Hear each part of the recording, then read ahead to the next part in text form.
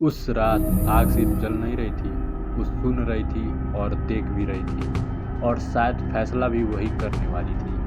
काली रात थी, आसमान पर कोई तारा नहीं था। धरती पर एक विशाल अग्निकुंड तैयार किया जा चुका था। लपटें अभी उठी नहीं थी, लेकिन हवा में डर पहले ही फैल चुका था। एक तरफ खड़ा था एक राजा हिरण्यकश्यप, जिसने खुद को भगवान घोषित कर दिया था, जिसका विश्वास था कि शक्ति ही सत्य है और सत्य वही है जो सत्ता है करे। और दूसरी तरफ था एक छोटा सा बच्चा प्रहलाद, ना कोई हथियार, ना कोई सुरक्षा, ना कोई भय। उसके पास सिर्फ एक चीज थी, भक्ति। हिरण्यकश्यप को ये मंजूर नहीं था। उसके लिए सबसे बड़ा अपराध यही था कि उसका अपना बेटा उसे भगवान मानने से इनकार कर रहा था। प्रहलाद हर सांस के साथ एक ही नाम लेता था, नारायण नारायण, जय श्री नारायण। राजा ने हर कोशिश की, जहर दिया गया, पहाड़ से गिराया गया, हाथियों से कुचलने की कोशिश भी की गई, लेकिन हर बार अदृश्य शक्ति प्रहलाद को बचा लेती थी। और सवाल बदल चुका था। ये सिर्फ सजा नहीं थी, ये अहंकार की जंग थी।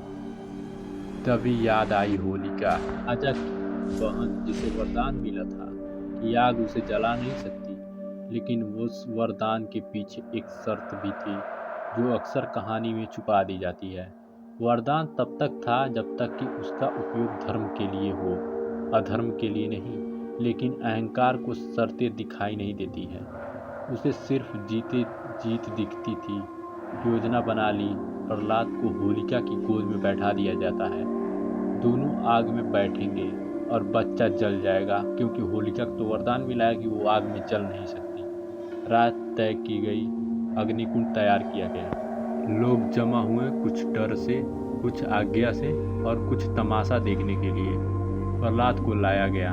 चेहरे पर ना रोना था, ना घबराहट, एक अजीब सी शांति थी। होलिका ने उसे अपनी गोद में बैठा लिया। उसके चेहरे पर घमंड साफ साफ दिखाई दे रहा था।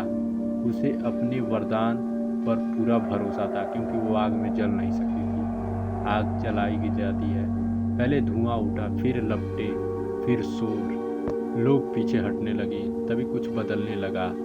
आग की दिशा, हवा की बहाव, लपटे की रूप। होलिका के चेहरे से घमंड गायब होने लगा। उसकी चीख हवा में गूंजने लगी। जिस आग को वो अपनी ढाल समझ रही थी, वही आग उसे निगलने लगी। और प्रहलाद वो वैसा ही बैठा रहा, जैसे उसको कुछ हो ही ना रहा हो। उसकी ऊँटों पर बस एक ही नाम था, जय श्री हरि, जय श्री हरि, जय नारायण, जय नारायण। बस यही गाता गाता आग में बैठा रहा। उस क्षण आग ने पक्षपात नहीं किया। उसने वरदान नहीं देखा, उसने पद नहीं देखा, उसने सिर्फ सत्य को देखा। होलिका जल गई और प्रहलाद सुरक्षित बाहर आ गए। भीड़ सन्न रह गई। राजा का अहंकार कांपने लगा। ये सिर्फ एक चमत्कार नहीं था, ये एक संकेत था कि शक्ति वरदान से नहीं आती है, वो आती है धर्म से, विश्वास से, भक्ति से। होलिका दहन इसलिए नहीं मनाया जाता है कि हम आग जलाएं, बल्कि इसलिए मनाया जाता है कि हम याद रखें कि हर युग में अहंकार आगे उतरता है और भक्ति बच जाती है। उस रात भगवान प्रकट नहीं हुए, कोई दिव्य रूप नहीं दिखाया, क्योंकि आकाशवाणी नहीं हुई। लेकिन आग ने जो फैसला सुनाया, वो आज तक जलता ही हुआ सच है। और शायद यही वजह है कि हर साल होलिका जलती है, हर साल प्रहलाद बढ़ जाते हैं, इसी कारण।